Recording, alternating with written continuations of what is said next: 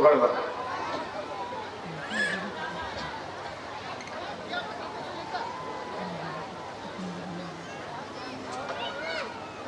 तो कभी कभी कुछ भ्रामक बातें समाज में फैला करके साहब अपना उल्लू सीधा किया जाता, लेकिन ऐसा नहीं है। गुरु कभी भी, कोई पूर्ण संत, कोई पूर्ण साधु कभी भी कोई भ्रामक बातों को नहीं रखता। और एक ये भी सूत्र मैं निवेदन करूंगा, आप इसको गौर करिएगा कि जो किसी भी किस्म का हमारे जीवन में बाधा उत्पन्न न करे उसका नाम साधु है। कोई बाधा नहीं, बाधा को खत्म कर दे, बल्कि बाधा को खत्म कर दे।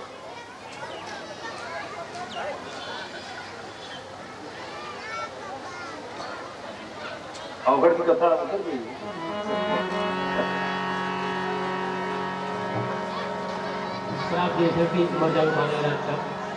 12 बजे रात तक मर जाओगे। वो बेचारा आए तो गए गुरु महाराज, हम गए थे वहां, तो ऐसे उसने कहा कि रात के 12 बजे तक तुम मर जाओगे। अब हम क्या करें? कहें हे बेटवा सुनो, ऐसा करो ना, आप पहले एक काम करो, पहले जाओ, देखो वहां सब्जी रखी है, सब्जी निकालो और सब्जी और रोटी बनाओ, पहले खाना खाएंगे तब बात करेंगे। तो वो अपने मने मन सोचने लगा कि महाराज गजबई के आदमी आप हो, रात के 12 बजे तक कहा कि तुम्हारा प्राणांत हो जाएगा, अब आपको खाने की सूझी है। लेकिन गुरु का आदेश है, माना उसने, कहा कि नहीं आप जो है आइए हम बनाएंगे।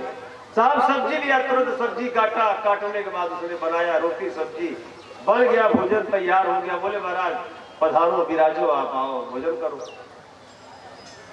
बोले बेटा हम संध्या पूजा करके आ रहे हैं, संध्या वंदन किए। उसके बाद फिर थोड़ी देर के बाद जब वो आए तो उन्होंने कहा बेटा भोजन निकालो, हम लोग खाना खाएंगे। उसने कहा महाराज आप खा लो, हम कहाँ खाएंगे, हमारी तो जान रखी है। कहने लगे कि नहीं बेटा आओ खाओ, मैं जो कर रहा हूँ खाओ, निकालो खाना। 2 थाली में निकली साहब भोजन, और 2 थाली में निकलने के बाद खाना जो है वो दोनों, वो महाराज जी भी और उनका जो आश्रित था, दोनों लोग भोजन किए। उन्होंने कहा बेटा निश्चिंत होके भोजन करो, चिंता न करो, बिल्कुल चिंता मत करो, मैं जैसा कर रहा हूं वैसा कर। स्वामी जी ने मानस में लिखा है कि आज्ञा समन साहिब सेवा, गुरु की सबसे बड़ी सेवा यही है, उसके वचनों को मान लेना, उसकी बातों को मान लेना। साहब उन्हें कहा बेटा बैठो, जो मैं कहूंगा वही करना। साहब भोजन हो गया, बर्तन धुला, उसने झाड़ू पोछा लगाया, साहब कंप्लीट। गुरुदेव भगवान ने कहा बेटा, लेट गए, चौकी पर लेट गए। बोले बेटा मेरे पास आ। वो गया और गया वहां पर, रात्रि के 11 बज गए, कथा बताती है साहब। गुरुदेव भगवान ने कहा बेटा मेरे पैर दबा, मुझे बड़ा दर्द हो रहा है। वो पैर दबाने लगा।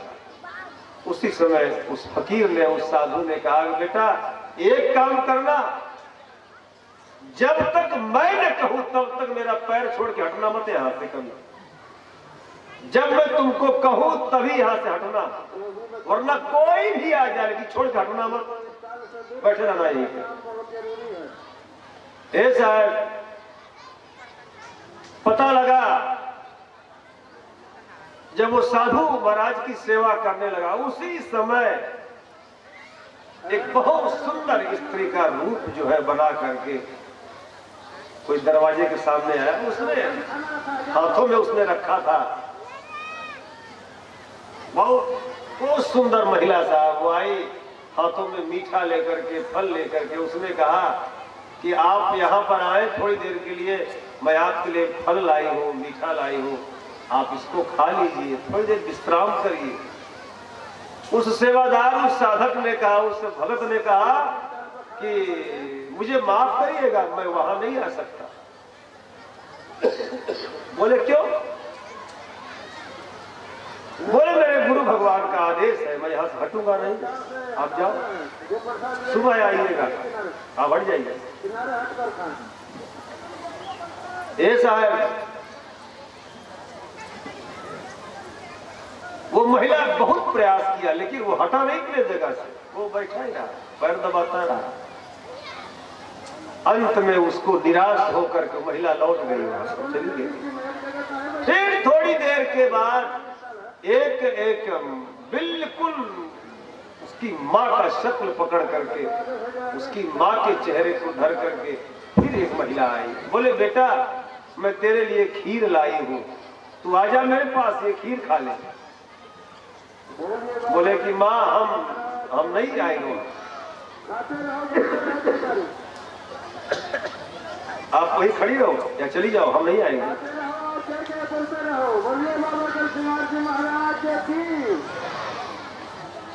तो बोले कि आप थोड़ी देर के लिए आ जाओ बेटा, खा लो। बोले नहीं, मैं नहीं आऊंगा, अब जाओ। ऐसा कथा बताती है आप जो है चली जाओ। अंत में वो बूढ़ी माँ भी चली गई, वो बूढ़ी माँ भी चली गई साहब। तीसरी बार बिल्कुल यमदूत के रूप में आके खड़ा हुआ, रात्रि के 12 बजने वाले थे, आके खड़ा हुआ। बोले बेटा तू आजा जल्दी से, अब तेरा काम पूरा हो गया, मैं तुझको लेके जाऊंगा।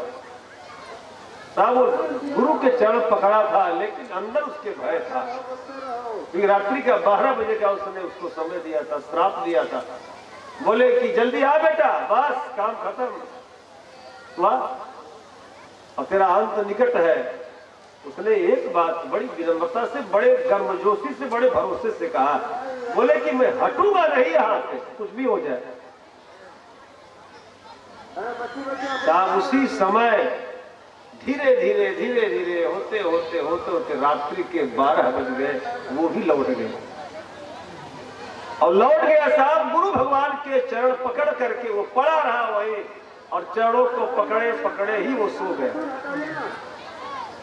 जब सो गया, रात भोर में 4 बजे जब उठा तो देखा अपने आप को सही सलामत पाया। अरे बोले हम तो बस क्लास, कुछ नहीं हुआ मुझे। गुरु भगवान भी उठ गए, उन्होंने कहा, बोले बेटा क्या हुआ? बोले महाराज उसने कहा था कि रात्र के 12 बजे तक तेरी मृत्यु हो जाएगी, लेकिन अब मुझे कुछ नहीं हुआ, मैं तो ठीक ठाक आपके चरणों में बैठा हूँ। तो उस सदगुरु ने, उस साधु ने बड़ी प्यारी बात जो कहा वो काट करने के योग्य है, कबूल करने के योग्य है। उसने कहा कि बेटा जिसके हाथों में किसी सदगुरु के चरण हो, उसका मौत भी कुछ नहीं बिगाड़ सकती, उसको मौत की भी औकात नहीं है कि उसको छू सके। क्यों? क्योंकि गुरु पहले ही मार देता। बाबा जी गाते थे, मुझे भगवान गाते थे कि हम ना मरब मरी है हो संसारा, हम ना मरब हरि हो संसारा, हम ना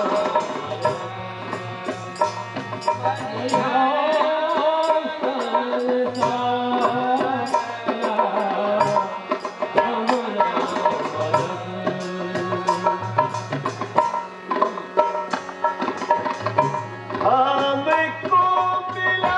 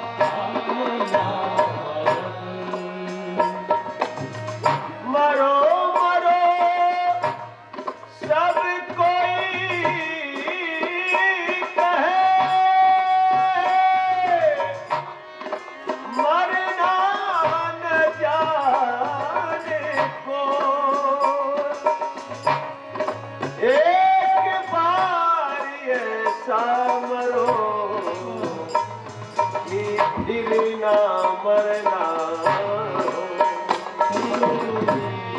गुरु के चरणों में मर जाता है साहब। मैंने कभी सत्संग में कहा था, एक बार बाबा जी से बच्चे ने सवाल किया, बोले बाबा जी ये जो आप गले में ये डाल देते हो इसका मतलब क्या है?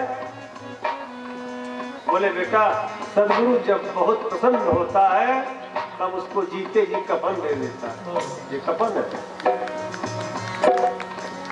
ये कफन का सूचक है। जीते जी साहब सदगुरु मार डालता, अब बगैर मरे साहब कुछ मिलता नहीं। तो निवेदन करूंगा साहब कि गुरु के चरण सूक्ष्म रूप में गुरु के पैर ही नहीं साहब, गुरु के वचन ही उसके चरण है। जो गुरु के वचनों पर कुर्बान हो जाए। आज सुबह जो है बड़ा बढ़ोना वालों को बड़ी एक अजीब सौगात मिली साहब। मेरी दृष्टि में कहा जाए गुरुदेव भगवान की समाधि बनी बढ़ौना में, दिव्य महिमा है साहब, दिव्य महिमा है, दिव्य दिगांतर तक ये कीर्ति गाई जाएगी। लेकिन आज भी मैं ये कहूंगा कि आज 6 फरवरी सन 2021 दिन शनिवार को आज बढ़ौना गांव में बैरागी बाबा नाम का एक बादशाह स्थापित हुआ। आज गुरुदेव भगवान की पावन चरण पादुका जो बाबा जी खुद उसको कभी पहनते थे, और मेरे दिल में 2-3 महीने से करीब ये बार ये भाव गुरुदेव भगवान के द्वारा प्रेषित किया जा रहा था, इसको स्थापित कर अब विराजमान हुआ है। मुकम्मा और साधु के चरण पादुका की बड़ी महिमा है, साधु के चरण की बड़ी महिमा है साहब। चरण पादुका तो सूक्ष्म रूप में साधु के चरण यानी उसके पैर ही न समझे जाए, साधु के वचन ही उसके चरण है, गुरु के वचन ही उसके चरण है। गुरु के वचनों को हम मान लें, हमारा जीवन बन जाए। जो उसने कह दिया सा बस लास्ट है, उसके ऊपर कुछ नहीं, कुछ नहीं। इसलिए मैं आप सभी पूज्य चरणों में बड़ी विनम्रता से और निवेदन करूंगा, हम सभी लोगों को 2 दिवसीय इस कार्यक्रम में शामिल होने का अवसर मिला है। और मैं ये भी निवेदन करूंगा कि ठंड का मौसम है, सभी भाई बहन कृपया कपड़े अपने गर्म पहने और किसी भी किस्म की ठंड के मौसम में लापरवाही न करें, और प्रसन्न चित्त होकर के जहाँ भी विश्राम करने की आपकी इच्छा करें तो आप विश्राम करो। जो पूरब साइड में टेंट लगा हुआ है नहर के चाट पर, वहाँ पर केवल यहाँ की जो लोकल माताएं हैं वो रहेंगी। इस पांडाल में एक साइड में अगर जगह वहाँ नहीं अगर महिलाओं के लिए बचता है तो इस पंडाल में एक साइड में माताओं के रहने की व्यवस्था है, एक साइड में पुरुष वर्ग रहेंगे। और मड़ई जो वहाँ पर है उस मड़ई में केवल बाहर की महिलाएं जो इलाहाबाद, प्रतापगढ़, सुल्तानपुर, जौनपुर वगैरह वगैरह जो जहाँ से भी आई है उन सभी माताओं के रहने की व्यवस्था है। और इधर वाली जो मड़ई है